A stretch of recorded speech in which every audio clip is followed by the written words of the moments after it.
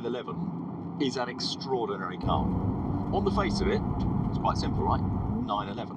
But no, it's not that straightforward, because you can have a relatively basic two-wheel drive one, you can have a slightly more advanced four-wheel drive one, you can have an even faster four-wheel drive one, you can have a track-focused one, you can have a really track-focused one, you can have an off-road compliant one, you can have one with a roof, you can have one with no roof, you can have one with part of a roof.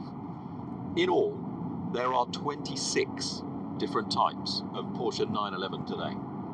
This is a Carrera 4 GTS, which is kind of upper middling sort of car. So it doesn't behave exactly like all of the other 911s. A Dakar is high and soft riding. A GT3 RS is low and planted and has all the aero in the world.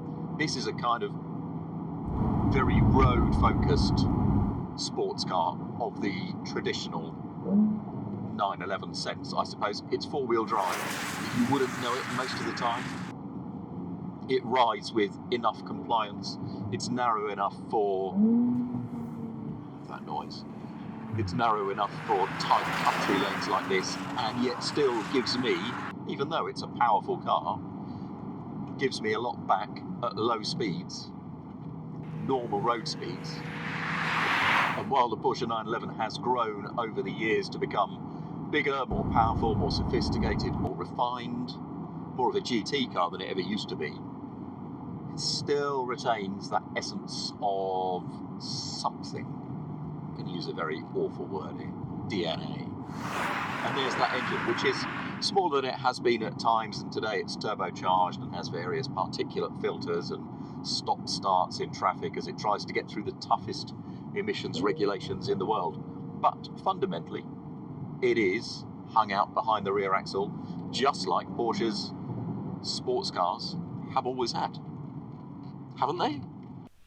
Well, no. Certainly Porsche as engineers were on board with a rear-engined concept. The family engineering firm under Ferdinand Porsche Sr. was commissioned to develop the original Volkswagen, which had an engine at the back because it made for simple, cheap packaging. The Volkswagen design was finalised in 1938, but what with one thing and another, it took until 1945 and the end of World War II for production of what would become known as the Beetle to properly get underway in what is now Volkswagen's home of Wolfsburg. The Beetle went on to become one of the most prolifically made cars of all time. This one's mine. Meanwhile, the Porsches had relocated to a family farm in Gmund in Austria, and after the war and his release from a French prison, Ferdinand Porsche's son, also Ferdinand but known as Ferry, was able to work on a car that had the family name on it. It was a roadster, the 356-1. It had Volkswagen mechanicals but a complex tubular chassis, and this prototype, the first Porsche, was mid-engined. The production 356 needed to be cheaper to make. But when it came to following up that car with the 356-2 like this one, Porsche reverted to type. So the chassis became more basic and the engine returned to the rear. It was a 1.1 litre flat four taken from an existing Volkswagen. Fettled and overhauled, it would make 40 horsepower rather than the original's 25. Between 1948 and Porsche's return to Stuttgart in 1951, Porsche built 52 356-2s in Austria, either in Gmund or at local suppliers, with 44 of them coupes and 8 bodied as convertibles. Austrian authorities insisted they were all exported, and on June 12, 1950, chassis number 32 was completed. It was sent to Sweden and it was registered there in November of 1950. So this then is that early car. What should we talk first? Should we talk Porsche DNA? Does this car feel anything like a modern 911? I mean, no. Well, I say no. The engine's at the back. The noise is coming from back there. The light front end is very, very lightly loaded. And, I mean, it doesn't weigh a great deal in the first place. And then the weight is largely towards the back. And I know it's only 4 cylinders and it's a Beetle engine, and it was probably taken from a Volkswagen Beetle rather than fitted new to this car. There is a certain Porsche-ness to it, isn't there? Don't you think? And the view is the same. You know, there is a wing either side with a low bonnet in the middle. And because there's no engine there, the view out is exceptionally good and the front is exceptionally short. And so to the actual objective stuff about what this car is like. The steering's relatively light. It's not massively accurate like most old steering setups are not. You know, you do that and the motion doesn't change very much. But as you start to wind it on, the weight takes up really nicely. People smile, come in the other direction. It is joyous. Pedals hinge out of the floor.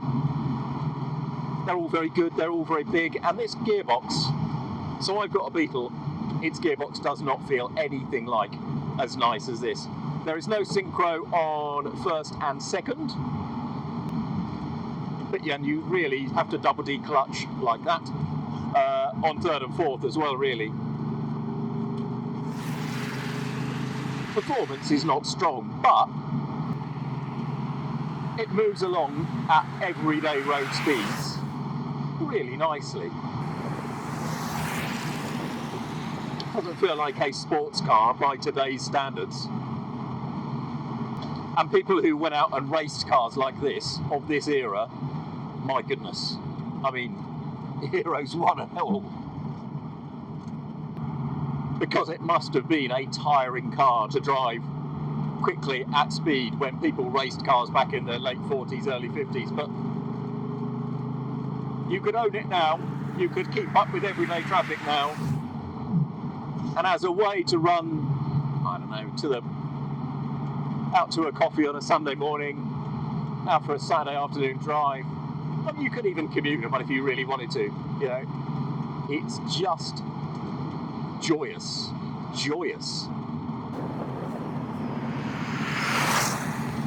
How much do you value joy like this? This car is going to be on sale. It's had, I think, 15 owners in the last 75 odd years. And it's going to come up for sale again because it's such an early car, because it's such a special car, because it's such an original car. Chances are it'll cost something like 2 million quid. This company called DK Engineering, just sort of on the outskirts of London, northwest edge of London, will have it for sale. You've got to be a bit of a 356 or Porsche purist, haven't you?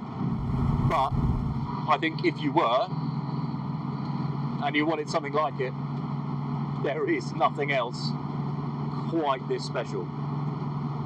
You drive some old cars and they feel really old.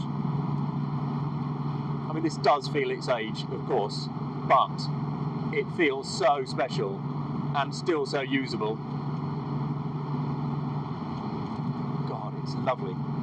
It's really lovely. And I don't know about you, you see it from the outside and it still looks space age. You know, it looks like somebody's version of the future.